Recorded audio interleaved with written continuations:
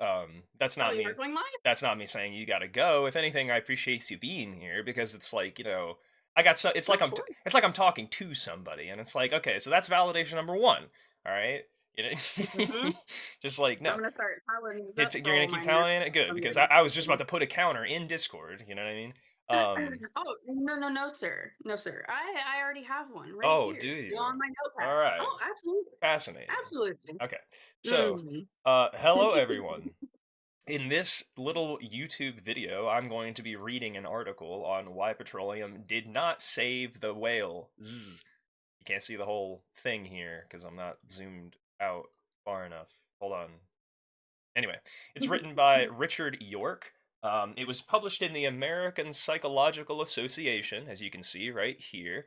Um, Volume 3, 1 through 13. I was able to actually get this article for free. I can link it in the description so that y'all can read it too. But if I do this, you don't have to read it. You can just sit back and listen, you know? And hello, Storm. Hi, how are you? I won't be here long. Thank you for subscribing. The 11th month streak. I appreciate it, Storm. Yeah, don't A worry about it. storm. This is gonna be one of those streams where it's like I don't expect a lot of interaction with the chat, so don't feel obligated to put stuff in the chat. That is not me saying don't put stuff in the chat, because if you have something you want to say, I'm happy to read it. Just probably wait until I'm done, like when I get to the end of that paragraph, and then I'll probably switch over and read it. So, or I might get distracted and start reading it right away. Who knows? But without further ado, I'm gonna grab my water bottle, take a sippy sippy, and we're gonna get started. Ugh. Ugh. Why petroleum did not save the whales. The inspiration for reading this article came to me when I just Googled how do you turn whale blubber into oil, and it just sort of became this domino effect from there. Storm says, "Is that Bunny?" Yes, that is Bunny Storm. She is also here, even though you don't see the little thing popping up that says she's talking, but it's because she's not talking I'm that much. here. She's here, yes. I'm just in a corner hiding. Storm says hi. Hi, storm. Ironically, even though fossil fuels provided substitutes for the main uses of whale oil, I probably should zoom out a little bit more so that I don't have to keep scrolling across the page. Well, I'm reading the abstract, that's why this is taking so long. Sounds nice. The whales not being saved sounds nice to you, Storm? That's Jeez. messed up. I'm Jeez. just kidding. Um, the rise of fossil fuel use in the 19th century served to increase the intensity of whaling. The connections between fossil fuels and whaling are an example of the unanticipated consequences that frequently come with technological change. I draw on political economic theory to highlight why fossil fuels serve to escalate rather than eliminate whaling. The case of whaling highlights the limited potential for technological developments to help overcome environmental problems without concurrent political, economic, and social change that supports conservation. Hello Ace, how you doing? No, Bunny said in a corner, says Storm. Anyway, I think I'll just zoom. How do I want this, man? Like I want y'all to be able to like see it, but at the same time, if I'm gonna read it, why do you need to read it? Why do you need to see it? Why do you need to see what I'm reading? Anyway, I'm just trying to make it bigger. Phrasing. Okay. Alright, that works. In 1861, the magazine Vanity Fair carried a cartoon with the caption "Grand Ball Given by Whales in Honor of the Discovery of the Oil Wells in Pennsylvania." Can I find this thing? Let's see. Yes, I found it. Here it is, guys. That is incredible. That is. Oh my. We wail no more for our blubber. Oil's well that ends well. That is. It's on Amazon too. You can buy it. Anyway, so yeah, I saw that and I was like, oh my god, I have to read the rest of this. Some people have assumed the rise of production of petroleum and other fossil fuels is a key factor in ending large scale whaling and thereby save the whales from extermination. However, as scholars who study this subject have long known, an examination of the history of whaling does not bear out this misconception. In fact, it points to the opposite. Hype train incoming. Holy shisa. Bunny just subscribed for 6 months in a row. Thank you, Bunny. You're welcome. You're welcome. You're welcome. Since we're reading about whales. In fact, it points to the opposite conclusion. The rising production of petroleum and other fossil fuels played a central role in escalating whaling, so that more whales were killed in the 20th century than all previous centuries. Even though there are many reasons why the growth in production... Let me put my glasses on. Holy fuck. Why'd I take them off to begin with? Why haven't you had them on the whole I don't time? know. I think it's because I was... I don't know. Ugh. Tisk tisk. Tis. Even though there are many reasons why growth in the production of fossil fuels failed to eliminate whaling, despite the fact that fossil fuels provide potential substitutes for the predominant historical uses of whale products, political economic forces and the complex nature of technological systems stand out as especially important. And then basically, we're in a position today compared to the one where, oh my god, oh my goodness, an anonymous gifter gave the Real Ace Gaming a tier 2 sub, an anonymous gifter gave Rava a tier 2 sub, and an anonymous gifter is giving tier 2 subs to a beef name student. I wonder who that could be, you know? Actually, I don't know, since it is a random gift. It could be Bunny, but is it? No, no. It's not like when I got scared by 1,000 bits and then it was like, that was Bunny. Anonymous gifter my ass, you know? It says it right there, you know? It was such a snitch. It was supposed to be anonymous. Rava says, at an anonymous gifter, thanks for the gift sub. Is Rava just being sneaky? Did Rava do it and he's covering his I don't fucking know. I don't know anymore, guys, but I appreciate it because I came on here thinking, like, who the hell is going to reward me for this? But hey, trying to educate y'all about things, you know? In some regards, education, you know? To get us to stop playing video games. Give me a break from Windrose, you know? In some regards, I don't. well, I'm just saying. Okay, thank you, Storm, for the hydrate. I really should like drink every time I get to the next article or the next like paragraph. In some regards, we're in a position today analogous to the one faced by societies in the latter half of the 19th century. The continued reliance on a particular natural resource, whales in the 19th century and fossil fuels in our time, is becoming increasingly untenable due to the environmental problems associated with the use of the resource in question, like the threat of depletion and extinction of whales and then the threat of climate change now. The idea that development of a new resource will suppress use of a formerly dominant resource is at least as common today as it was in the past. That is, just as some people expected the rise of fossil fuels to suppress whaling in the 19th century, the development of non-fossil energy is expected by many to suppress fossil fuel use in the 21st.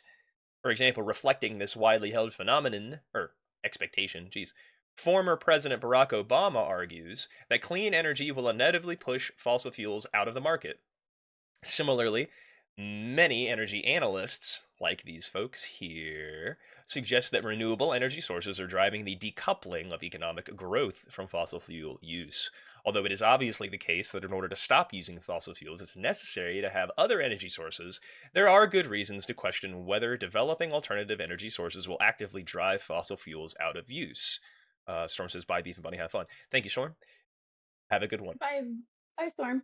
Robert K. Merton in 1936 highlighted the fact that social actions and technological developments invariably have a suite of unanticipated consequences.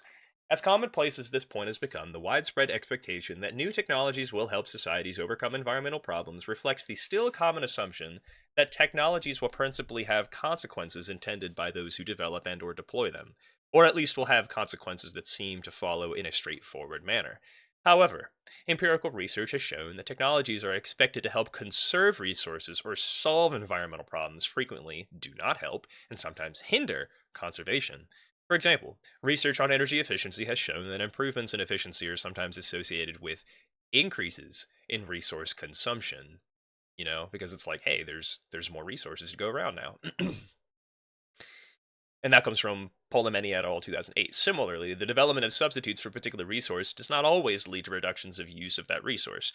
The development of electronic storage mediums and email did not lead to dramatic reduction in paper consumption, despite widespread expectations for the emergence of the paperless office in the computer era. Sellon and Harper 2002. Likewise, York in 2012 showed that in most nations of the world, over the past 5 decades, the generation of non-fossil fuel energy typically did not effectively displace the use of fossil fuels. Non-fossil energy sources were for the most part added to, not used in place of, fossil energy sources. Now I'm drinking some more water.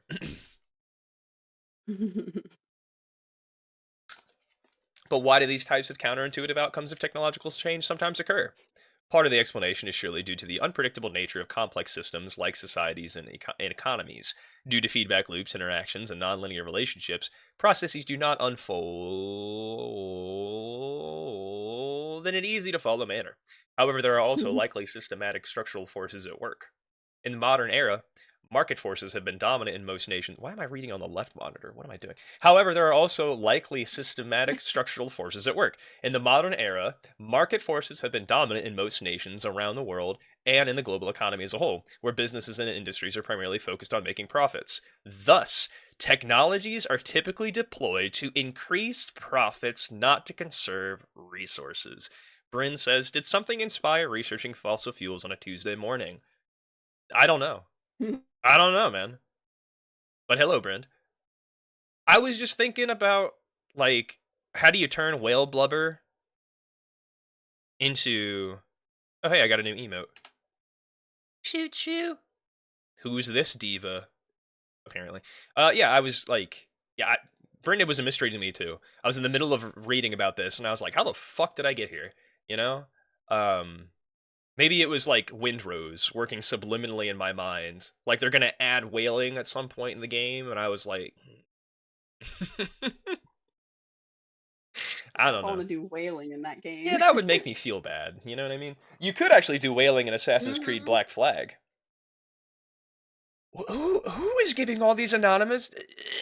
Why are people doing this to me? It's been 12 minutes. Thank I you. don't know. I guess. I don't know how I to. It's guess. just detracting. You know, it's just like, huh? And now Gypsy's like, what's going on? That's what I'm saying, Gypsy. What's going on here? You know. Anyway, I didn't really anticipate this happening when I went to do this reading. Dogs barking. Even though my mom is gonna be coming back from letting the horses out, etc. Huh. Well, Hey, that's pretty freaking cool though. I guess we just That's wait. awesome. You know, that is cool. Bryn says, insert SpongeBob imagination meme, ADHD. Pretty much. You know. Speaking of, oh my god. Jesus Murphy. An anonymous gifter gave J-Tip a tier 1 sub. Who the fuck? Is it Ace? Which one of you motherfucker? I'm just kidding. I appreciate it, but it's like, what is happening? I play video games for hours entertaining you people and nothing. Nothing. And then this? And y'all like this? What? Oh. They're also likely. Oh yeah, thus technology that's a bar right there, guys. Technologies are deployed to increase profits, not conserve resources. You know, it's niche. I, I guess, Brent. You know, like I just go to school for 18 years, and I'm like, I like learning. I want other people to learn. I'm too broke to be buying and gifting. I know it's not Ace. You know what I mean? No offense, Ace. You know, because what you just said, I'm too broke to be buying and gifting subs. You know, and that's not me. That's not me calling you out. You just called yourself out, and I'm just like, hmm. So if it's not Ace, it's probably not Rava either. We're about to get like a whole fucking flow chart of like who is the culprit. These gift subs, you know. Anyway, producers work to create mark. I got my eye on you, Bunny. I'm watching you. You know. Wait, what? I'm What? watching Why you. me? What the frig? What Who did else I would do? it be? I'm You know, literally sitting here you're the top listening, suspect. watching your stream. Yeah, What? and who else? And I wouldn't suspect anything. You know what I mean? Oh, What? Brent. Oh, you said This you is don't ridiculous. you don't have any more siblings. Brent says, "Hey now, you know that's your little big brother you're Wait, talking no, about." yeah, sorry. Hey You now. can't have Bryn. You can have my other siblings though. Hmm. You can have the other what hold on. 7? Yeah, 7. You can have the other 7. No, 6. Stanley. Do you have anything to say this morning? No? Okay. Hope that is. Ace. Nah, I'm good. Most of the time, I want to throw my siblings out a window since they drive me up the wall. Isn't I that? get that, man. I think that's just what siblings I do. get that. We're all Yeah. grown adults. Maybe that's the next article I read. Why do I hate my siblings so much? You know. Like anyway. Ugh. Why is civil rivalry such a thing? Yeah, yeah. Anyway, producers work to create markets and expand consumption of their products so as to further the accumulation of wealth. This is an important reason why improvements in energy efficiency are not reliably converted into reductions in energy use, but result in expanded production and consumption. Therefore, to understand the rise of modern whaling and the continuation of whaling even after petroleum and other fossil fuels were abundantly available, it is necessary to draw on political economic theory. Why am I doing that? Which helps us to understand how commodities and markets are shaped by industries. In particular, I draw on the concept of tragedy of the commodity developed by Longo and Clausen in 2011 to analyze these types of processes and assess how they work in capitalist societies. Brent says, I say again, ADHD. You are correct. However, I also consider how production dynamics worked in the Soviet system. In that economy, different structural features led to outcomes similar to those in capitalist economies, and that whaling was driven more by a push for increased production than by demand for whale products. Additionally, I discuss the current whaling programs of Japan, Norway, and Iceland, as well as those of the indigenous communities, which are driven by a variety of processes. Also, because I don't have my camera, so I have to like do more with my voice. I feel like the voice acting comes more into play when I don't have a camera on. One of my aims here is to explore the unanticipated consequences for whales that came with the rise of fossil fuels. Another aim is to call into question the currently popular view, as noted above, that the way to overcome our reliance on fossil fuels is to develop and deploy alternative energy resources without questioning the political economic order. As the lesson here about the rise of fossil fuels did not lead to a reduction in whaling suggests, there is no reason to expect that the expansion of non fossil fuel energy sources, whether they be nuclear, hydroelectric, wind turbines, or photovoltaic, what the fuck is that? I'm Googling that. I don't know what that is. I wanted to Google it earlier, but okay, so that's just solar. Just say solar. Get off your fucking high horse. Richard York? Dick York? Sorry, Richard. I've only published one thing, and you've published probably more than one thing, so I'm just jealous. Anyway, I'm so glad I like highlighted photovoltaic. Just say solar.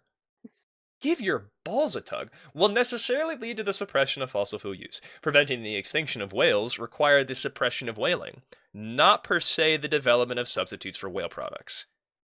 It is likely the case that transitioning into a carbon free economy will not be accomplished by technological developments alone. Rather, it may require active suppression of fossil fuel use, such as by restricting the amount of fossil fuel that can be extracted. Sin 2012. Bryn says photo, light, voltaic, energy, volt, energy. Dude, solar, sun, SOL. Look at that, Bryn. You know, it's like there was a simpler fucking word they could have used. You know what I mean? Insert SpongeBob imagination meme. Science. Yeah, okay. Okay, now I get what you were saying earlier. ADHD. I didn't say it with the proper emphasis. So now here we are. All right. The emergence of modern whaling. Modern and old commercial whaling can broadly be distinguished by a transition to in the complex of technologies used in whaling that began in the 1860s. And then I'm going to switch back here so you guys can see what I'm reading. Okay. This change in the technologies of whaling was associated with changes in the biology, which species of whales were hunted, the economics, what products were made from what whales, the geography, where whales were hunted, and the geopolitics, which nations led whaling efforts of whaling. Brent says, if it not obnoxiously obtuse, they can't flex how smart they are. Yes. That's what I can't stand about academia. You know what I mean? If it's not obnoxiously. Okay, so there we go. It's like, if it not.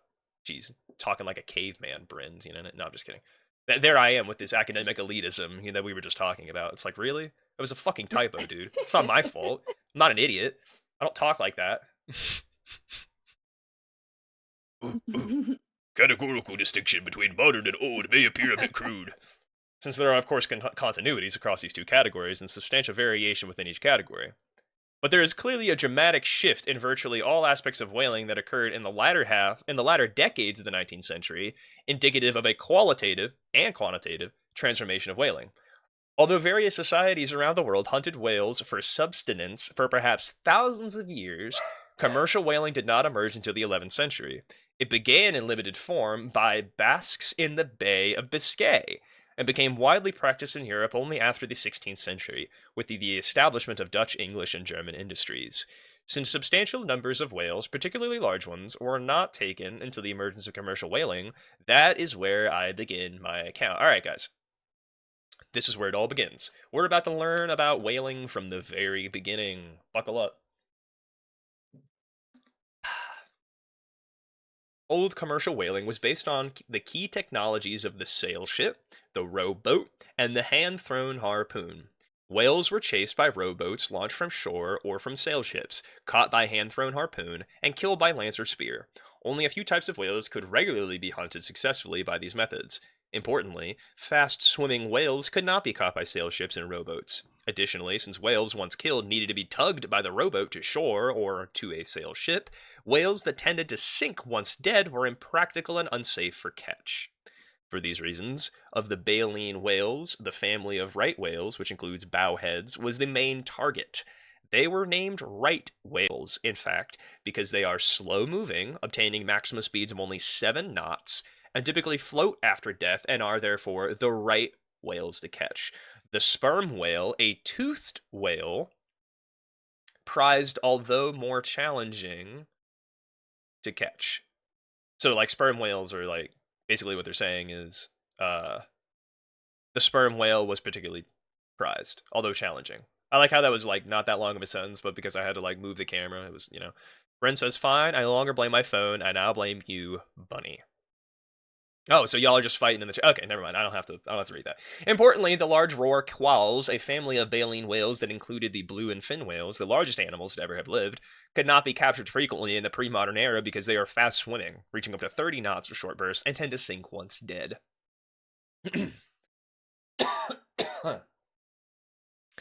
We should make an important distinction between toothed whales and baleen whales eventually.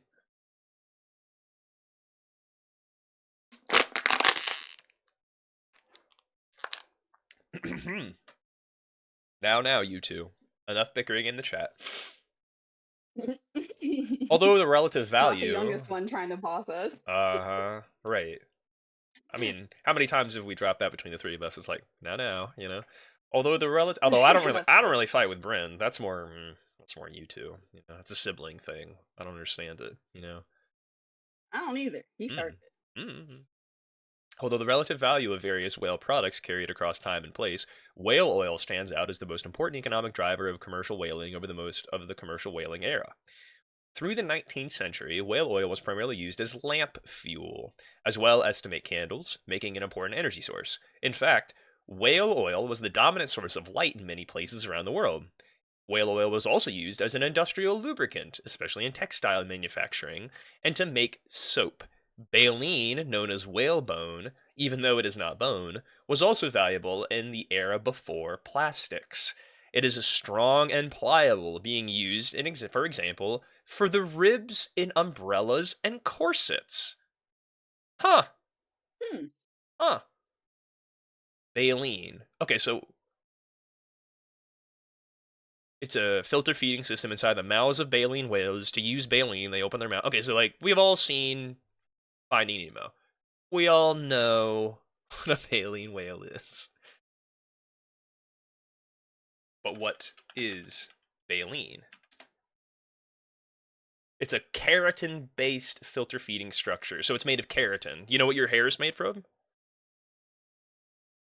Keratin. Same thing your nails are made from, too. Carrots. What invisible strings connect us soul? Anyway. It's the whales that look like they have a push broom in their gums. Yeah, that is what it looks like. Like bristly, you know. I literally did a hand gesture by my face that looks like Dr. Zoidberg, and you can't even fucking anyway. Can't even see it.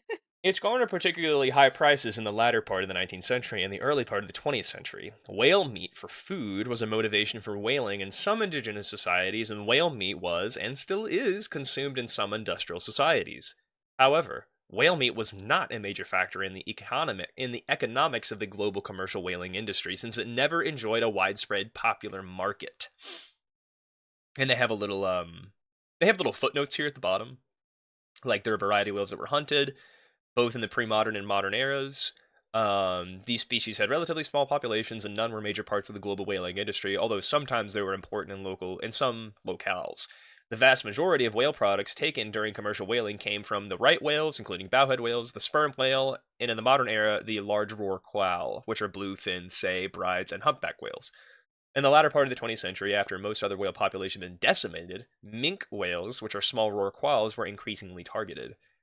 Oil from the spermaceti organ and junk, a massive tissue, and cartilage in the head of sperm whales was particularly prized since it makes fine candles, burns cleanly, and is an especially good lubricant in the 20th century. It was used to lubricate some components in the lunar modules from the Apollo missions and in intercontinental ballistic missiles,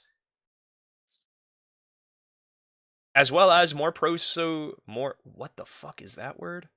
Procycally? Huh? Prosaically. Huh? Having the style or diction of prose, lacking poetic beauty. Basically, it just means commonplace.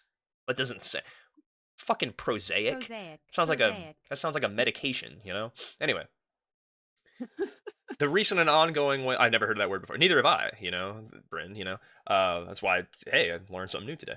The recent and ongoing whaling, targeting mainly minke whales, but also fin whales by Norwegian, Japanese, and Icelandic whalers, is anomalous in that whale meat is one of the main commodities produced for sale.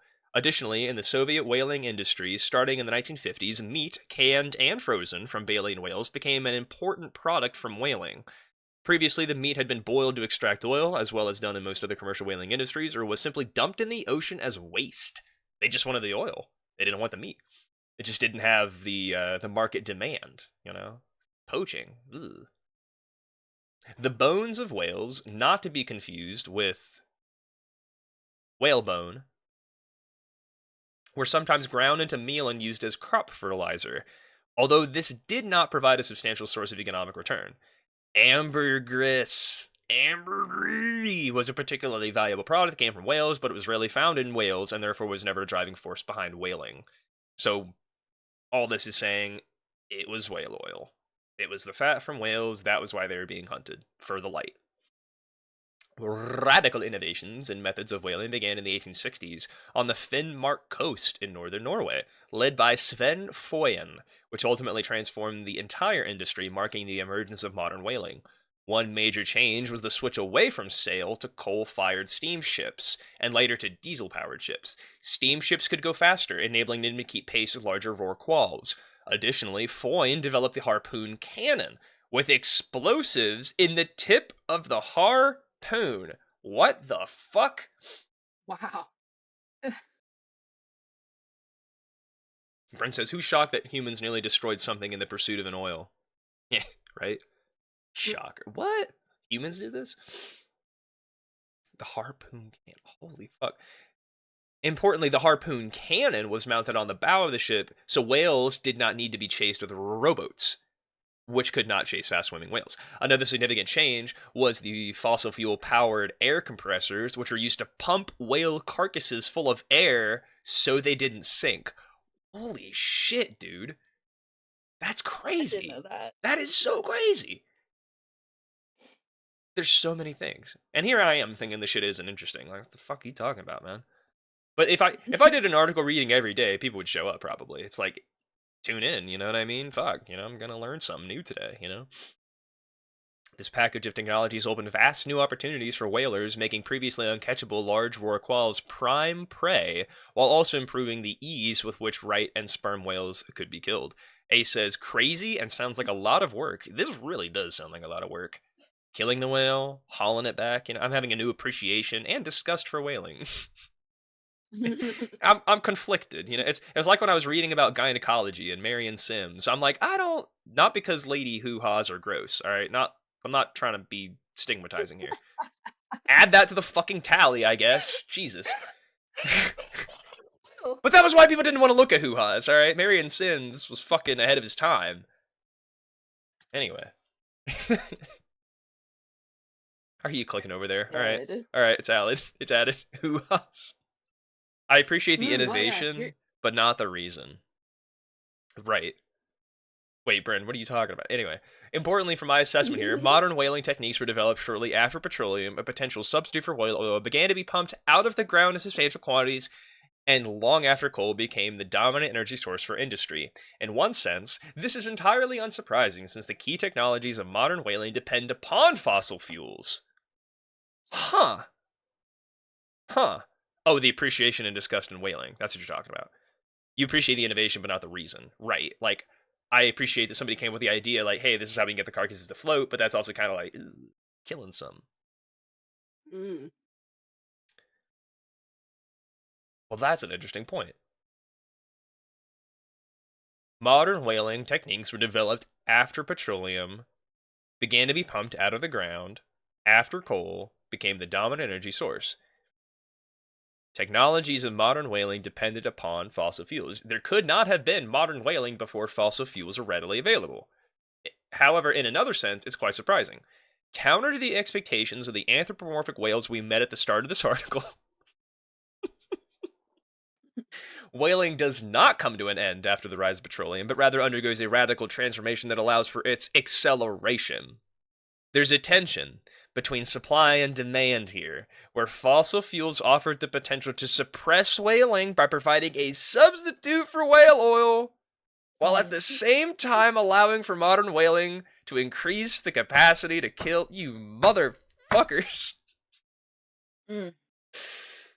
Oh my god, it's naive to think of substitution happening in a smooth and inevitable manner, as if there were a fixed demand for oil so that a new source of it could simply replace an old one. In fact, a number of well-established alternatives to whale oil were commonly available on the market in the mid-19th century, even before petroleum became a major source of... Fuck. Hold on, guys. Fixing it. Fixing it. By the 1850s, kerosene from coal was widely available. What? How do you make kerosene? Kerosene is produced by refining crude oil through fractional distillation, separating it from other hydrocarbons based on boiling points, and then purifying it for use as a fuel or solvent. Huh. Huh. So you get petroleum, refine it, and you get kerosene? Interesting. So basically what they were saying here is even before petroleum became a major source of lamp fuel, in the 1860s, by the 1850s, kerosene was widely available. Camphene and oh wow, you can't read that. Holy shit. Camphene and burning fluid, both plant-based energy sources, were also common and fairly inexpensive. Likewise, fats from domestic animals like lard and tallow, which can be used as lamp fuel to make candles, as lubricant, and to make soap, were abundant. In an age of rapid economic and population growth, perhaps it should have been expected that the market could accommodate a wide range of oils. Nonetheless, the dramatic growth of petroleum production in the latter part of the 19th century did, in principle, have the potential to crowd out other fuel sources and sources of lubricant, etc. In fact, the demand for and prices of whale oil were lower in the latter part in the 19th century than they had been in their mid-century peak. In light of these considerations, it is rather odd that modern whaling techniques were developed right at the time that the whaling industry appeared poised to begin a permanent decline. It's even more odd that in the 20th century, the age of abundant fossil fuels and electric lighting, the slaughter of whales reached a new zenith. These oddities can be made sense of by understanding the particular context in which modern whaling techniques were developed and the dynamics of commodification and technological innovation in market economies. By the end of the 18th century, sperm and right whale populations in the Atlantic were already depleted, so the first half of the 19th century saw the expansion of whaling in the Pacific. Oh, fuck, we wiped out one ocean, let's just move to another one. By the 1860s, sperm and right whale populations in the Pacific, like those in the Atlantic, were depleted, limiting the potential for profit in the whaling industry. Ellis, 1991. Nonetheless, this restriction in supply meant prices for whale oil, although reaching their peak in the 1850s, did not plummet despite growing competition from kerosene and petroleum. It was in this context that Sven Foyen, operating on the Finnmark coast, saw an opportunity to make a profit by developing ways to whale more intensively. Bryn says, hypothesis: someone thought petroleum based oil weren't gonna take, and they invested in boosting whaling. They were wrong. Well, they might have been right. It seems like whaling got more intense. Well, in that, like right after that. Oh, hey, look at that. They were wrong. Hey, look at that. Norway, particularly Finnmark, was a poor, backward locale in the global economy. It had not experienced significant industrialization and lacked access to highly valuable natural resources within national borders. At this time, Norway's petroleum resources remained undiscovered. I didn't even know Norway had them, but today they've remained undiscovered to me up until now. Therefore, taking free resources, whales, from the oceanic commons was one of the region's few economic options. Importantly, competition for whales had recently declined. Through the middle decades of the 19th century, the United States was the dominant whaling nation in the world. However, when the United States fell into civil war, its ships were to a large extent taken up for military purposes and not available for whaling. Many of these ships were destroyed in the war, so even after the war's end, US whalers cannot immediately resume whaling at previous levels. In fact, after the war, the US government and industry focused their efforts on expanding westward and exploiting the vast natural resources of the nation. Capital returns on investments and workers' wages were much higher in agriculture, mining, and manufacturing than in whaling. Due to this, the United States never returned to whaling with much force and therefore never developed a significant modern whaling fleet. Norwegian investors and workers lacked the opportunities available to Americans, and therefore Norwegian whalers had a comparative advantage relative to the United States, in that their opportunity costs for focusing on whaling were low. The real crypto. Ace, is that a Huh, dog? that's a dog. That's Is it a dog? white dog. Okay. Hmm. It's not that the emoji I is have to put tiny. my face almost on the screen, but Yeah. Okay, so I'm glad I'm not the only one who's like, what? It looks like you're holding a. It looks like just a picture of a PlayStation 5 controller. If you want my honest feedback. My Pomsky? Ah, oh, that is cute. Assuming, adorable. assuming I could see it. Ace, you're gonna have to just like send me the picture in Discord or something because I can't see it. Do you have your readers on? Yeah, I do. Oh, okay, that one's better. I can see the dog much more clearly in that one. Aw, That's a is the dog corgi. a boy or girl? Is it a corgi or is that just the same? Is I it? think that might be the same dog, I think it's the same same little dog. prompts. Yeah, it look because it says the real crypto Yeah. 1 and then it says the real crypto 2. So yeah, I have stickers of my dogs in Discord. Oh, got it. All right. Aw. Norwegian whalers had a comparative advantage in that their opportunity costs for focusing whaling were low. Also, rising prices for baleen, driven in part by trends in women's fashion, like the popularity of corsets, helped to make whaling remain profitable in the latter decades of the 19th century. How the hell is that? You know, how did we get? Dude, I need to fix my screen. Y'all can't read that. How the hell did we get here? Like, how did corsets play a role in this? I mean, we've already established. Additionally, modern whaling techniques help to overcome the limitations on supply stemming from the depletion of whale stocks by making it feasible to catch from previously unexploited populations of large roar qualls. Over the last 4 decades in the 19th century, the technologies that define modern whaling were developed and refined, even though whale oil was less needed than innovation and geographic expansion in the 20th century. Before I read this, I'm going to go get some more water and I'm going to go to the bathroom. I suggest y'all do the same. Get up and stretch or something.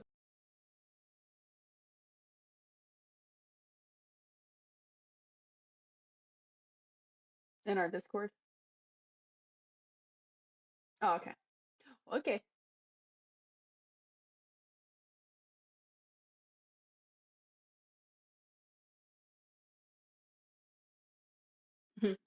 You sure about that? Are you sure about that?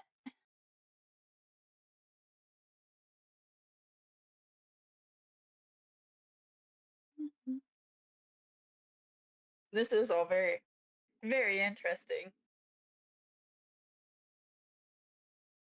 Oh, absolutely. Absolutely. I didn't realize there was so much that came along with whaling. I mean, I knew some, especially like them pumping air into their bodies so that they would float. I knew that. And I know too that if they do sit out too long, they will bloat themselves and then eventually they will explode. And it will kill other animals if it's next to it or in close quarters. And it is crazy. I've seen videos on YouTube of these animals exploding on the water or on the beach. It's insane. It looks like somebody put an explosive inside them. And I can't even imagine the smell. Yeah. I can't Oh yeah, it is. It's when they do it naturally and they don't and whalers are not pumping air into them. It's all the built up gas in their body and then eventually it gets too much and explode or an animal is trying to eat it, punctures the skin straight through and then boom, big boom.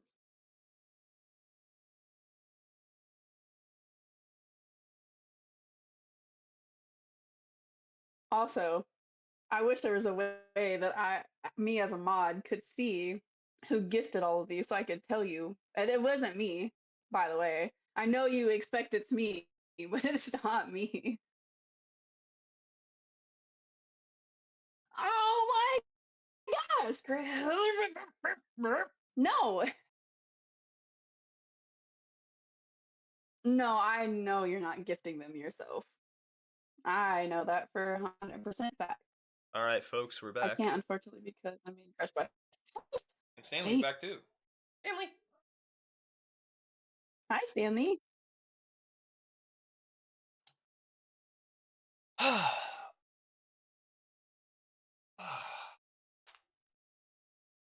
Oh, getting that stretching.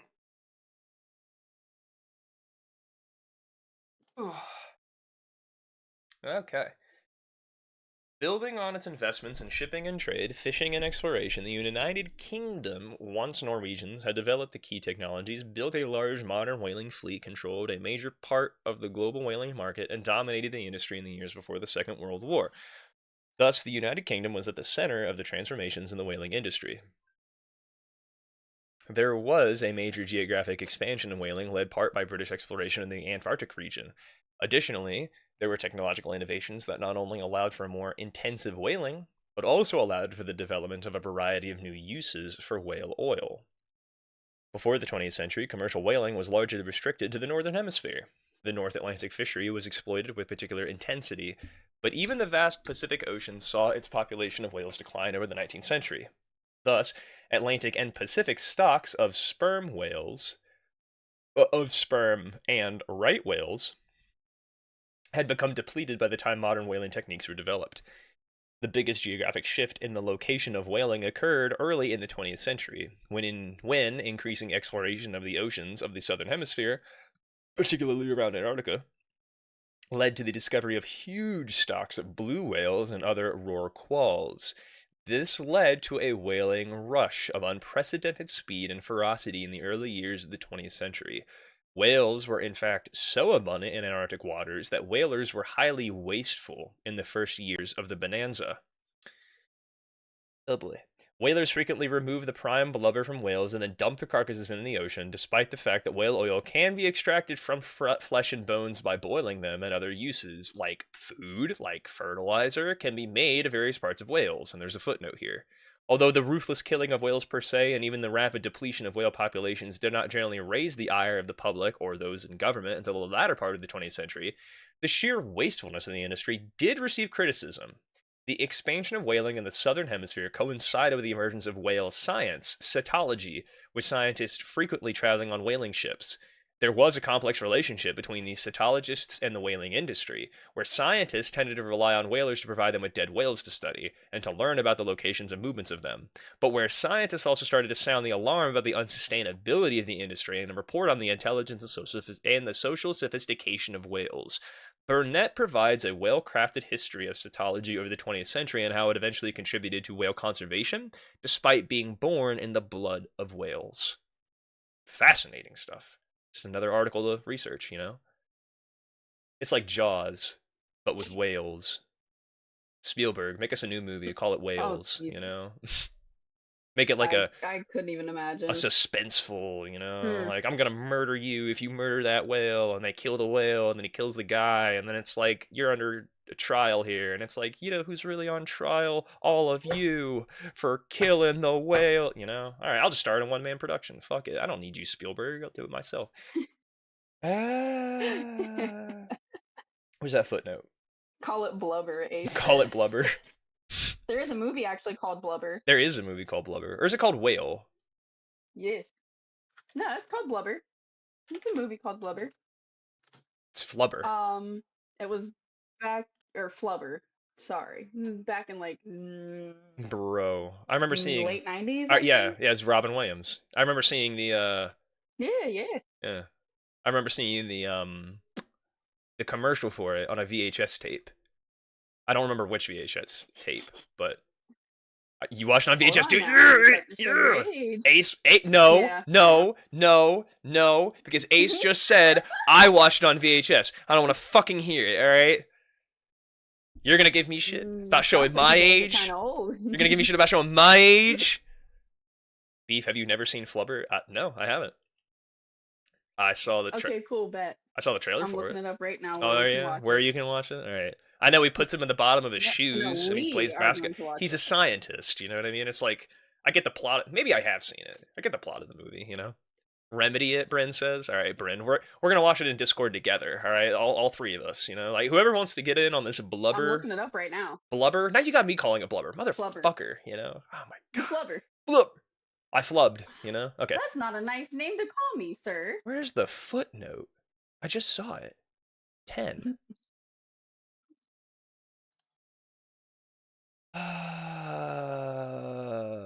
Yeah. Oh, there it is. It's because I was looking at the wrong article. Brent says we watched it at work a few weeks ago. Oh, neat. This You watched it expansion. today. Ace says, hell, I even watched Chitty Chitty Bang Bang on VHS too. It's been a while, but I remember it. I saw The Mask on VHS. You know, like Hunchback of Notre Dame, I watched that on VHS. But like The Ant's Life, that was a DVD. The expansion into the Southern Ocean was largely made possible by fossil fuels. Coal and diesel-powered ships were important for accelerating travel, which allowed for more rapid transportation of whaling ships to the south and then the return of them to the north. At the same time as the southern expansion of whaling, there was further developments and refinements in the complex of technologies involved in modern whaling. Most notably, the early years of the 20th century saw the development of the factory ship, which allowed whales to be processed at sea entirely, and barrels of whale oil and other products back to port, ready for sale. By the 1920s, the factory ship was becoming the norm. Since the carcasses of whales no longer needed to be brought to shore for processing, pelagic, or open ocean whaling, dramatically expanded. Factory ships, which could remain at sea for months, prowled the world's oceans, being fed whales by fleets of support vessels and returning to port only when their stores were full. The factory ship and its fleet could not exist without fossil fuels, which powered the whole operation and allowed for long duration storage of whale products by running freezers for meat and processing whale oil so it would not become rancid. There you go. You. EU. With the southern oceans open, with the southern why don't I fucking there. With the southern oceans opened up to whaling and with the rise of the factory fleet, there emerged the potential for oversupply of whales. This potentially could have led to a drop in prices and profits if the market for whale products did not expand. However, this was a period of rapid global industrialization, expansion, scientific and technological innovations, and the developments of new commodities in consumer markets.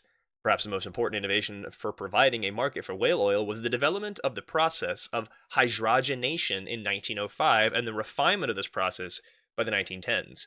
This process could convert whale oil into a solid at room temperature and, importantly, remove its unpleasant odor, making it a major source of margarine. Thus, in the 20th century, whales were killed in huge numbers so they could be eaten on toast, despite the fact that there were many other fat sources that could serve this purpose. The technological innovations did not stop with hydrogenation. The 20th century saw whale products used in the manufacture of rust proof paints, pharmaceuticals, cosmetics, and a variety of other chemical products. In fact, since glycerin is a side product of soap making, with the appearance of the First World War, whale oil contributed to the manufacture of explosives. Huh? Do you know what glycerin is?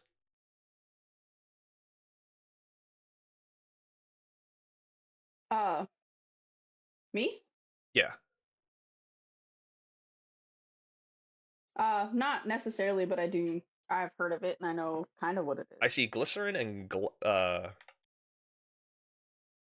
glycerol.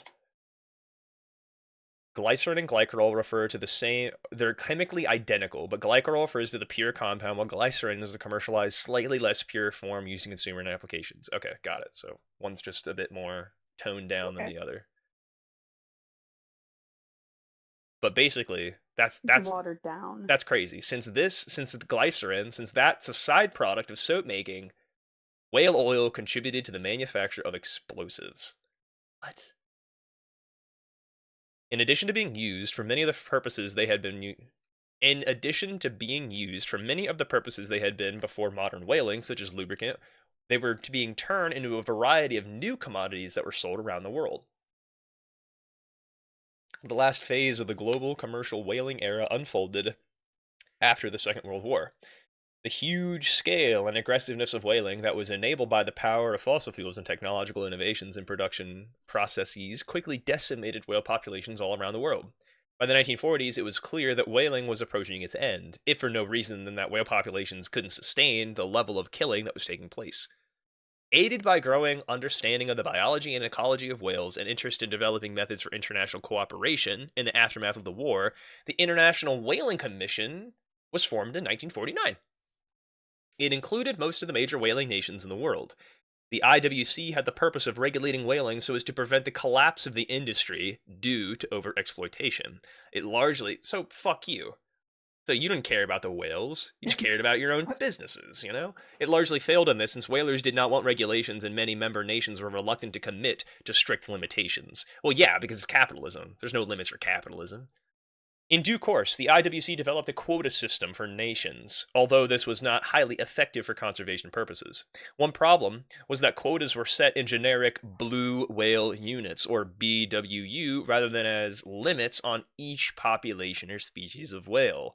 This crude metric lumped all whales together in a single scale, in which a blue whale was one blue whale unit, a fin whale was half a blue whale unit, and a humpback was zero point 0.4 blue whale units, and so on. This meant that if whalers focused on a single species, they could dramatically overharvest it, even while remaining within the quota. Goddamn. Additionally, the quotas were often ignored. More on this in the next section. Some nations did not participate in the IWC, and there were a number of pirate whalers who ignored international regulations. As a result, despite the declining populations and regulations, a vast number of whales were killed in the decades after the war. As large rorquals became increasingly scarce, whalers shifted their focus back to sperm whales, with predictable consequences for sperm whales. Thus, sperm whale catches had two peaks, one in the 1830s, in the pre-modern era, and then again in the 1960s, after which their populations collapsed. The United Kingdom and several other nations reduced the scale of their whaling industries. However, the Soviet Union and Japan, which I will discuss more in the next section, why would you even say anything? God, expanded their whaling fleets, making them the dominant whaling nations after mid-century. Finally, acknowledging that whaling industry had destroyed the stocks of all species it targeted, so that large-scale whaling was no longer viable, and under pressure from a growing international outcry, in 1982 the IWC passed a moratorium on commercial whaling, which came into full effect in 1986. Although some whaling continued after this time and continues to this day, there are some exemptions for scientific research and for some indigenous societies, and some nations either do not participate in the IWC or do not accept the moratorium. After 1986, large-scale commercial whaling was at its end. Thank fucking God. The ecological consequences of the commercial whaling were extraordinary. Populations of all species that were hunted were dramatically depleted. In fact, many became seriously endangered, and a few, like the northern right whale, were pushed to the brink of extinction. The depletion of whales has had a wide-ranging and enduring consequences for marine ecosystems, some of which are still not fully understood. Whales play an important role in nutrient cycling that increases primary productivity in coastal waters, and this ecological service has been undermined by the loss of a large whale population. Although the populations of a few species have recovered to a reasonable degree since the moratorium, the global populations of many species, like the blue whale, are still only a small fraction of what they were before intensive whaling began. Some footnotes here. In light of the fact they were targeted for centuries, sperm whales managed to survive the commercial whaling era, although the status of their population is uncertain. One reason sperm whales may have fared better, despite being hunted so intensively, is that, unlike with baleen whales, male sperm whales are larger than female sperm whales, and therefore, mortality from whaling was lower for females. Huh. Oh. Oh, because they were only going for the guys. Got it. They were only hunting male whales. So the females were able to walk away. So they were able to carry on the babies and stuff. Got it. It's like, oh, we don't want the small What do you whale. We mean? want Whales can't walk away. what? They swim away, you know? Well, they're like, there's Yeah, the they female's could not have as walked away. big. It doesn't have as much oil and fat and stuff. So we'll take the big one, you know, give us the male, you know. Additionally, whales sequester carbon since their bodies usually sink to the bottom of the ocean when they die. So the depletion of whales in a small way influences global climate. Fascinating. Although the moratorium on whaling, in one sense, can be seen as a great conservation success, in another sense, it's a dispiriting testimony to the difficulty of protecting species, ecosystems, and natural resources before they're destroyed. The simple fact of the matter is that the moratorium was established only after most whale stocks were, commercially, if not biologically, extinct, or nearly so. Therefore, whaling has already ceased to be an industry with much prospect for profits. Thus, the nations renouncing whaling were not giving up much. Nonetheless, the development of the environmental movement and transformation of how people thought about whales in many of the Western democracies that unfolded over the second half of the 20th century represent a remarkable social change that perhaps holds out hope for conservation success in the future.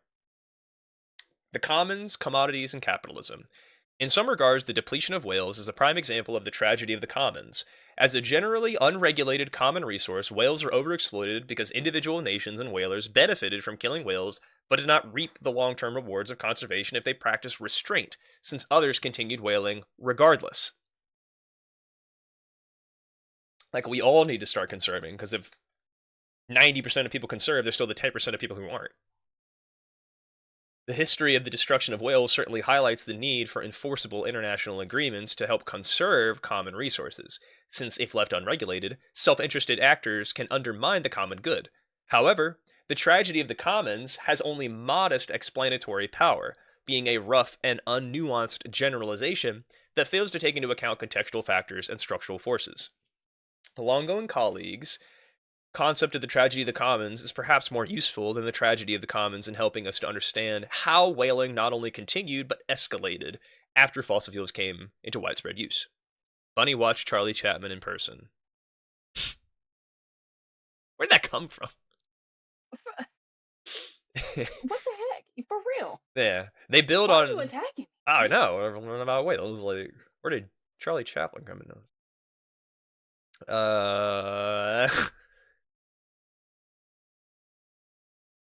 They build on the eco-Marxian political economy tradition to understand how market processes and capital interests lead to overexploitation of natural resources. One of their prime examples focuses on the Sicilian bluefin tuna fishery. This fishery, for centuries, was managed in a sustainable manner, where fish were harvested at a local food source. But over the course of the 20th century, global market forces transformed this fishery. Rather than levels of harvest being determined by local Rather than the levels of harvest being determined by local fishers to provide for local demand, they became increasingly driven by a modern fishing industry seeking to maximize profits by selling fish all around the world, wherever the best prices could be obtained. Bluefin tuna became particularly prized for sushi on the Japanese market, where the prices paid for tuna reached extraordinary levels. These high prices spurred higher and higher levels of harvest, and since the global market was so much larger than the local one, any level of supply could be sold. The tragedy of the commodity concept highlights that a common resource is not necessarily overexploited when it's used primarily for meeting local needs, and there is not ready access to a global market. This is because there's a limit on how much can be consumed locally, and there are not profits to be made from excessive extraction. However, in a capitalist global economy where fishing industry has the potential to make large profits by extracting common resources as quickly as possible and selling it to where prices are highest, there is a structural drive toward over exploitation. The key point, then, of Longo and his colleagues is that the commodification of a resource, where it's extracted to sell in a market for profit, rather than common ownership of a resource, is typically the primary reason for over exploitation of natural resources in the modern era.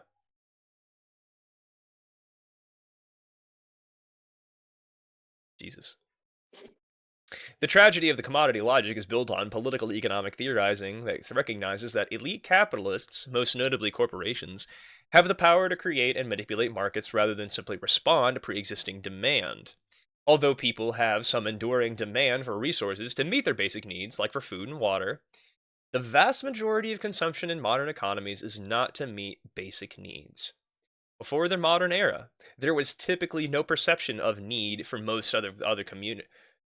Before the modern era, there was typically no perception of need for most of the commodities that industrial capitalism would later provide. In fact, the insatiable consumer desire that is taken for granted in capitalist societies was not even conceived of before consumerism as a way of life was constructed over the past 2 centuries by the concerted efforts of private industry. Recognizing this helps us to make sense of why petroleum and other fossil fuels did not lead to an end to whaling. If demand for a commodity like whale oil was limited by need, then a potential substitute, like petroleum, could be expected to push it out of the market. However, demand for resources is not fixed at a natural level. Rather, demand can expand as established uses increase in frequency, such as using abundant oil of various types to have more lighting, and how innovation led to new uses for resources, such as how whale oil came to be used for margarine, in paint, and so forth.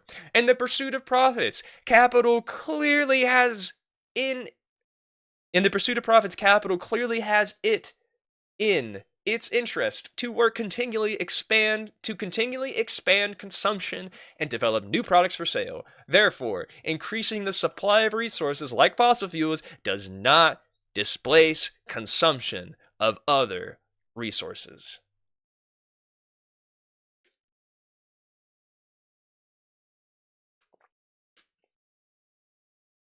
Mic drop, you know? They couldn't have said it better. They could have said it better, capitalism just, man, increasing the supply does not necessarily displace consumption of other resources. New resources can be added to rather than used in place of others in the market, as new ways are found to make commodities from all available resources. The desire to make profits in markets is clearly a major incentive that drives technological innovations and applications. As I explained above, part of what kept whaling going through the 20th century was a suit of new goods that were produced from whale products. The growing supply of whales that came about with the development of modern whaling techniques, especially after the expansion of whaling into the southern hemisphere, provided an abundance of raw material that could be utilized to make marketable products. Perhaps one of the most widely recognized features of the modern era is the ability of private industry to innovate and develop new consumer goods and markets. So it should not be surprising that despite the rise of fossil fuels, new uses were regularly found for the raw materials provided by whalers. It is not that the whaling industry itself per se developed new uses for whales, but rather that businesses, markets, and technoscience frequently found ways of generating profits from available resources. In this sense, the abundance of dead whales supplied by whalers helped create consumer products, in that it made worthwhile for businesses to invest in developing marketable whale-based goods like margarine and rust-proof paint. Another process that was at work in accelerating whaling over the 20th century was, ironically, the anticipation of regulation of whaling. In the context of the commons, whalers could take whales in international waters with impunity. However, as it became clear that national and international restrictions on whaling were on the horizon, particularly after the formation of the IWC, whalers who had fixed capital investments in whaling ships and other apparatus had an extra incentive to catch as many whales as possible before the laws restricted their capacity to do so. In perverse incentive, or no, wait, the perverse incentive to further escalate resource depletion in the anticipation of environmental laws has been called the green paradox by Hans Werner Sinn. Sinn's specific argument focuses on the fossil fuel industry.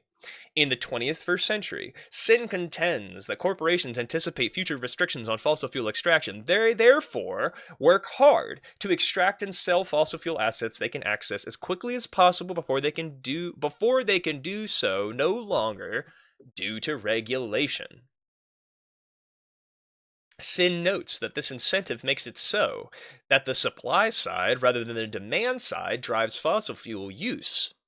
The fossil fuel industry is responding to concerns about its ability to sell its reserves rather than to an inherent demand. The green paradox is a phenomenon that stems from the pursuit of private profits, so it is part of the political economic processes that lead to environmental exploitation as described above. A related phenomenon occurred in the 20th century whaling. Perversely, the very fact that whale populations were being driven to the brink of extinction led individual whalers and whaling nations who were in competition with other whalers and nations to intensify their efforts to get as many whales for themselves before the whales were gone. God damn. Mm. This is an intensified version of the tragedy of the commons, where the incentive to overexploit a common resource becomes enhanced the closer it comes to depletion. The phenomenon could be called the depletion paradox, which is like the green paradox, where the anticipation of depletion, like the anticipation of regulation, can spur the process that lead to depletion. There are many examples of this, one being the destruction of the passenger pigeon in North America, mainly by market hunters in the latter part of the 19th century. Although the depletion paradox can apply to non-capitalist economies, as I explain in the next section, it's important to recognize that the driving force that typically leads to it is the ruthless profit-seeking of private interests. In this regard, this phenomenon is closely connected with the tragedy of the commodity.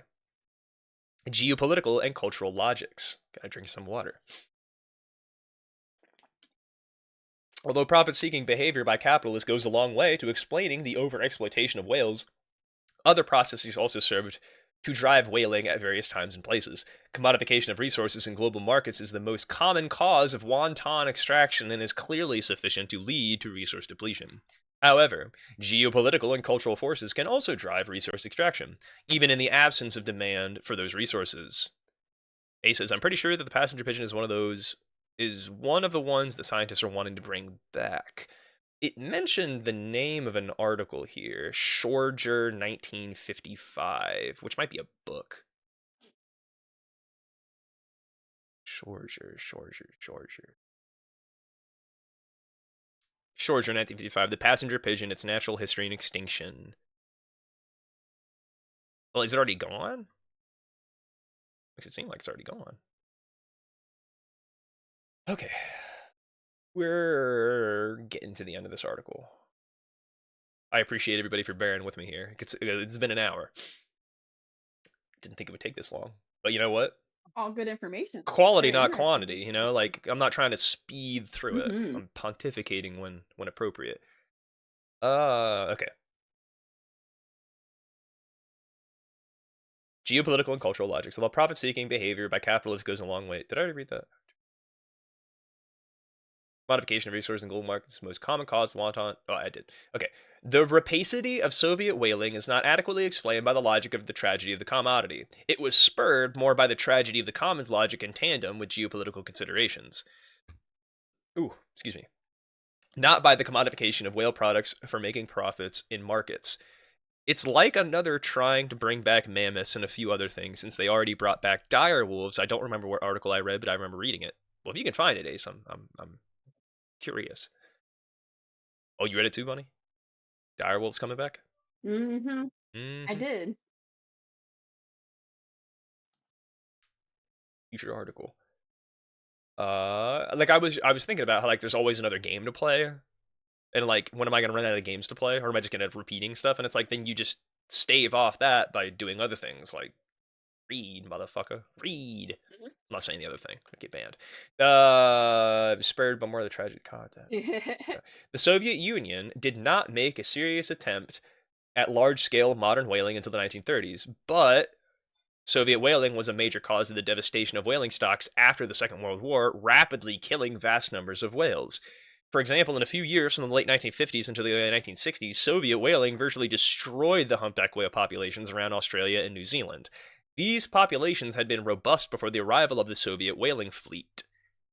The Soviet Union, in violation of international law, took many more whales than allowed by the quota set in international agreements, and it systematically falsified the data it submitted to the Bureau of International Whaling Statistics, even if not fitting fully with the tragedy of the commodity model. Oh, Bunny got an article. Cool. Yeah, Brand, I'm looking for things again. You think I'm looking for something else? Right, right. Even if not fitting fully with the tragedy. Soviet whaling otherwise does fit with the general pattern of the modern whaling era, and that was a production driven. The Soviet Union had its own version of a treadmill of production, where political and economic forces generated a growth dynamic spurring extraction of resources. The Soviet planning system set annual production targets and generously rewarded workers when these were met or exceeded. There was also competition between crews and fleets to catch the most whales, which further escalated the rate of killings. The state also regularly upped the targets of the production quota. They upped the targets if production quotas were met, with little consideration of the sustainability of harvests. Since the targets were about the raw mass of whales taken, rather than the actual amount of usable products extracted, even whales that had decomposed too much to be used were still counted toward the targets, and therefore, often whales were caught faster than they could be processed and went to waste. The frenzied drive to accelerate whaling at all costs is strikingly at odds with the fact that demand for whale products in the Soviet Union was low. The main drive stemmed from a nationalistic fervor to get the Soviet Union's share of whales before they were all gone. Fitting with the depletion paradox I described in the previous section, this desire was heightened by the fact that the Soviet Union started whaling later than many other nations, and Soviet officials recognized that major capitalist nations had already taken a huge number of whales. Additionally, Soviet officials, as part of the Cold War posturing, wanted their whaling ships and fleets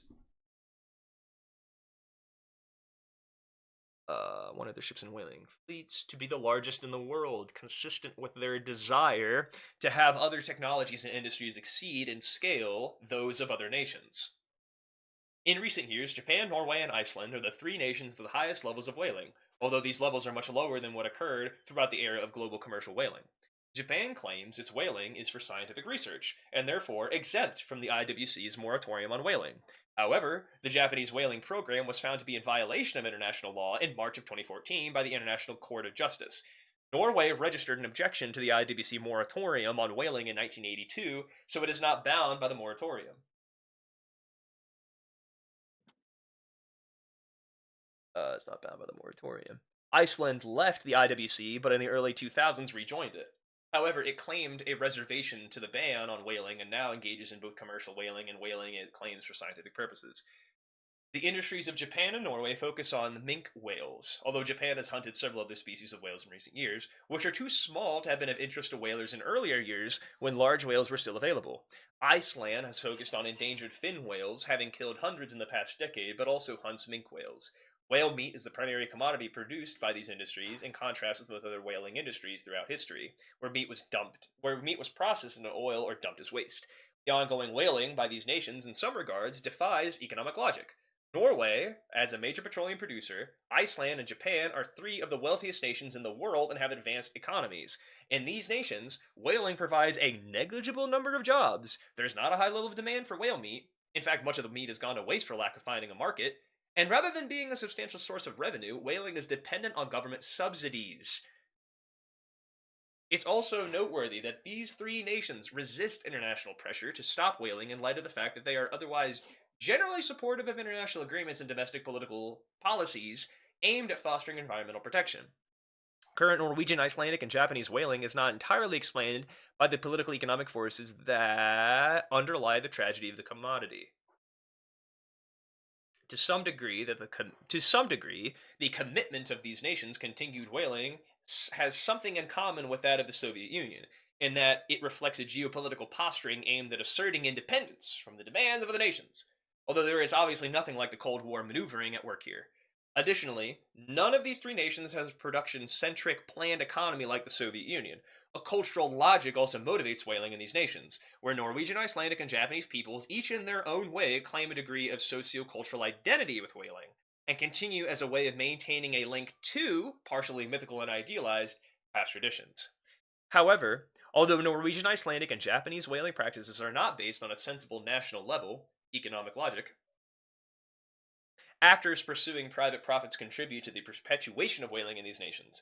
Bell and York analyze how industries work to utilize, exploit, and manipulate cultural meanings, images, and ideas to construct economic identities for communities that serve in the economic interest of those industries. Bell and York examine in detail how the coal industry in Appalachia works to maintain and enhance the identification of people in the region with coal production, even though coal provides far fewer jobs than it once did. Similarly, ranchers in the American West make use of the culturally charged cowboy image to maintain access to vast areas of public lands and government subsidies, even though ranching makes an insignificant contribution to the economy or the job market. In these cases, some economic actors, even though not necessarily the most powerful ones, gain economic advantage by utilizing cultural constructions. Something of this sort is going on in Norway, Iceland, and Japan, where those in the whaling industry, following the logic of capitalism, utilize any tools at their disposal to maintain profits, regardless of whether whaling is important for the larger national economy. For example, the Taiji drive hunts of small cetaceans in Japan are justified as part of a local fishing culture, but sales of captured animals to zoos and aquariums generate profits for locals. Similarly, Norway claims that its whales. Similarly, Norway claims its whales. Norway claims it whales. Oh, that's confusing. They're using whale as a verb. Okay. Norway claims it whales since the meat is an important and traditional part of its people's diet, and although the whaling industry exports a large share to Japan and sells whale meat as feed to fur farms. Huh. So, in this sense, economic interest in part still drive contemporary whaling, even though it is economically irrational for nations as a whole. Ongoing whaling in some indigenous communities, which is part of a much smaller scale than commercial whaling endeavors, is also driven by distinct cultural and political logics. Indigenous communities around the world who engage in subsistence whaling, were exempt from the IWC moratorium and not given quotas of whales they could catch. In most circumstances, market forces were not driving the whaling, since whales were not sold, but rather they were consumed by the communities themselves. Therefore, the principle of motivation for whaling in many of these communities is one of subsistence economics. However, in some of the communities with exemptions from the moratorium, cultural and political logics are the more important forces driving whaling. In that, whale meat is not a significant source of food. Rather, whaling is sometimes practiced as a way of maintaining cultural traditions and as an assertion of sovereignty and resistance to the authority of modern nation states formed through colonialism. One example of this type of motivation is of the Makah tribe on the Olympic Peninsula of North America. In 1994, the US government claimed that the Makah, who had not engaged in whaling for 70 years, were qualified for an exemption from the IWC moratorium and from US laws protecting whales, and allotted them a small quota of gray whales. Despite substantial controversy and public protests, and the fact that tribal members were not in need of whale meat for subsistence purposes, the Makah proceeded with efforts at whaling, taking a gray whale in 1999, claiming it was important for the maintenance and revival of their cultural traditions. The Makah also asserted that they had a sovereign right to engage in whaling, a right they had retained in the 1855 Treaty of Nea Bay. Thus, this is an example where whaling was driven not by economic forces, but by cultural identity, construction, and a struggle for political independence. The cases of the Soviet Union, Norway, Iceland, and Japan and the indigenous whaling illustrate that although, as I argued in the previous section, political economic forces, particularly in the quest for profits under capitalism, were the main drivers behind the destruction of whales, other forces like geopolitical interests and cultural logics were at work too, although these forces were also shaped by a political economic context. Importantly, consistent with economic and technological forces, the cultural and geopolitical forces I identify here show that whaling was driven not by an inherent demand for whale products, but rather by forces of production. This point highlights why the appearance of substitutes for whale oil did not lead to a decline of whaling. The supply side of whaling followed its own logics: political, economic, technological, geopolitical, and cultural, that were not driven by pre existing demand. Conclusion: theory from above and below the waves. My most basic aim here has been to explain why the discovery of petroleum and growing use of other fossil fuels did not end whaling. Since fossil fuels provide potential substitutes for the main products of whaling, whale oil most notably, rising petroleum production could have ended it. But, to the contrary, fossil fuels allowed for the development of modern whaling technologies, which greatly expanded the capacity to kill whales. Additionally, a variety of other technological innovations, like hydrogenation, allowed for the development of new commodities, like whale based margarine, that expanded the market for products of whaling. Due to these challenges, most whales that were killed in the 20th century, in the era of plentiful fossil fuels and substitutes for whale products. Tragically, widespread whaling did not end until the most whale stocks were driven to commercial extinction, and many species to the brink of biological extinction. Although the history of modern whaling is fascinating in and of itself, in telling this history, I have a larger theoretical aims of revolving around the understanding of political economic processes, technological effects on social change, and sociological interactions. This history illustrates the limitations of technological fixes, absent of corresponding economic and political changes, with respect to solving environmental problems. In one sense, the prevalence of unanticipated consequences of technological developments, like petroleum, made killing whales easier, which proved more consequential than the fact that it could substitute for many of the uses of whale oil, highlights the basic unpredictability of complex systems like economies and societies. In other sense, macro structural forces, particularly the nature of market economies and profit seeking actions of businesses, contribute to the quite predictable consequence that technological developments are used to increase production so as to increase revenue rather than used for conservation. The case of whaling shows the error of conceptualizing resource extraction as necessarily driven by inherent demand or societal need for the resources extracted, and highlights how the capacity for production and inherent and interests of industry can create demand and drive consumption. In particular, the case of whaling shows some potential explanations for the displacement paradox identified by York, who demonstrated that the development of non fossil fuel energy sources in recent decades did not substantially suppress fossil fuel use in most nations. As I have shown happened in the case of modern whaling, the power of industry, especially in the context of capitalism, geopolitical posturing, and or cultural identity construction, can drive the extraction of a resource even when it is not needed. The displacement paradox, in addition to Sin's green paradox, where industries accelerate resource extraction in anticipation of future regulations, and the depletion paradox, where individual economic actors accelerate extraction of a commodity held resource in an attempt to maximize their share of that resource as it approaches exhaustion, suggests the need for addressing the production side of resource exploitation, rather than focusing primarily on the consumption side.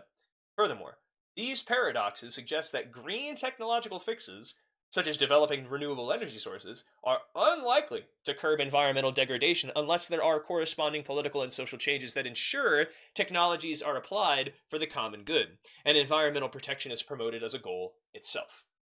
In itself.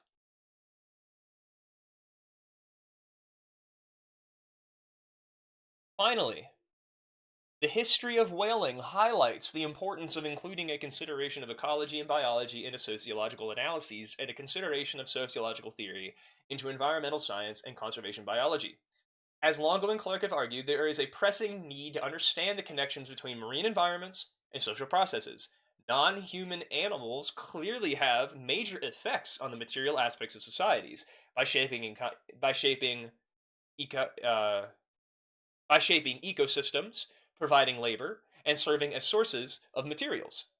The history of whaling and its consequences for humans and whales needs to be understood as an interaction between a suite of social factors: economics, politics, technology, culture, and a suite of ecological and biological factors: the distribution and abundance of whale populations, the behavior and characteristics of particular whale species.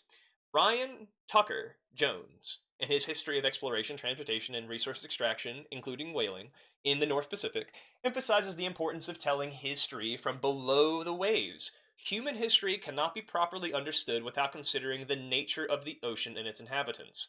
Of course, we must also look above the waves, since the social processes that led to the devastation of the whale populations and environmental problems more generally are not as simple and straightforward as many environmental scientists may implicitly assume. One lesson here for environmental scientists is that technological changes do not necessarily have the effects that are often expected. It is likely that many conservation strategies may not work out as expected due to political, economic, cultural, and geopolitical dynamics. This is why conservation biology needs social science. One lesson for social scientists is that we're almost done, Gypsy. Gonna wait until we were done. The one lesson for social scientists is that thinking of whales as simply a uniform generic resource to be extracted can lead to a failure to understand the emergence and eventual collapse of the modern commercial whaling industry. More generally, thinking about the environment as merely a stage for human action and as a source for raw materials will lead to a misunderstanding of how societies develop and change. Sociology needs to engage with the environmental sciences to develop richer ecosocial theories, and through this engagement, sociology will likely give a number of vital insights to natural scientists working on conserving biodiversity. This research was enabled in part by a fellowship from Friends of the Institute for Advanced Study. I thank my colleagues with whom I shared a year at the Institute for Advanced Study for their intellectual stimulation. I also thank Jordan Fox Besek, Brett Clark, Ryan Tucker Jones, Theresa Crowford, and Stefano Longo for their helpful comments. Well, that's that. That was a really nice article. It I was liked really it. cool. Oh, and here's a little biography about the author. Richard York is the director and a professor of environmental studies and a professor of sociology at the University of Oregon. All right. Well, that was a 13-page article about whales. So, took us like an hour and a half. And then I have another article to talk Yeah, about. almost. The dire wolf back. Not the back dead, not exactly. So, um, I appreciate everybody for being here, especially Bunny, because you know she was the one who really encouraged me to do this. I was the one who was like second guessing and overthinking, and she was like, just do it. You're unique. You bring something special. I like to think I did. Um, Mm-hmm. and Mm-hmm. I know this wasn't really like a two-way stream, but I appreciate everybody who was able to chime in with their comments, their emotes, their pictures of dogs, whatever. Um, but that's probably gonna be it for me, folks. I play some Windrose later today, so look in Discord. Oh, thank you to whoever the hell gave me all of those subscriptions for everybody else. Thank you to that person too. Whoever you are, even though I have some ideas, but Are you I'll really still blaming me? I'll do some I'll do some investigating. I'll look into it. Anonymous gifter. Anonymous gifter. Okay. My preferred way of learning, to be honest. Oh, good. So it's kind of like a passive background, like a podcast, kind of, because I invalidate learning by preferring entertainment, and I think that Twitch is a website made for entertainment, not education. But we can change that, you know, No, together. no. Education can be entertainment This is true. to people, to some people. The mysterious anonymous gifter will be solved. Lol. Thank you, Ace. I sure hope so. All right, guys. I'm gonna go take these dogs on a walk. Probably eat some breakfast too. But y'all have a nice day. Gypsy's antsy. She wants me. Yeah, I know. She's staring at me. Your breath smells like eggs. Anyway, thank you to everybody again. Stay safe out there. For instance, my ADHD doesn't allow me to read for long periods of time without lots of pain. Well, then perfect. You can be my listener. I got glasses. My ADHD doesn't allow me to do anything other than overthinking. So when I do, like, I literally was overthinking, and then I went back to reading this article, and I'm like, why don't I just read it and record it, and then I don't have to read it once. If I read it without recording it, then nobody else would. No, no, you're validating. You're validating. Stop it. Mm-hmm. There's another tick. Here we go. Mm-hmm. All right, what's the total tally This at? Can you tell me what the total tally is, or no? 3. You That's did it. well. Oh, That's it. are we counting the times where I started to and then I stopped, or are we not counting those? No, I won't count those because you've caught yourself and you stopped it. I only will count the ones that you don't stop. I see. I think I fixed my webcam. I literally just had to unplug it and plug it back. Did I do it? Yeah, it worked. Thank you everybody for tuning in. See you next time. Probably Wind Rose. I don't know when. Maybe tomorrow. It'll be Wind Day. Wind Rose. Wednesday. Both had that W. So, yeah. What can I say, guys?